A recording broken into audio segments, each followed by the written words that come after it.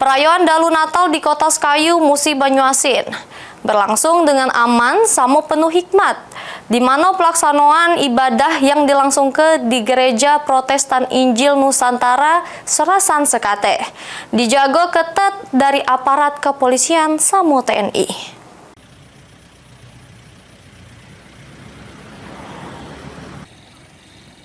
Perayaan Dalu Natal di Gereja Protestan Injil Nusantara Serasan Sekate, Kota Sekayu, Rabu Dalu berlangsung hikmat samo penuh kedamaian.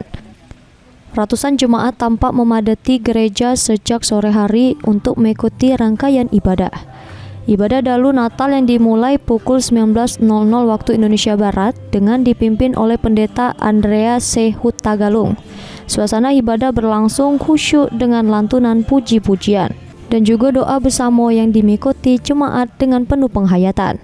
Untuk memastikan keamanan sama kenyamanan jemaat, aparat kepolisian dan TNI disiagakan di sekitar lokasi ibadah. Pengamanan dilakukan sejak sebelum ibadah dimulai sampai seluruh rangkaian kegiatan selesai.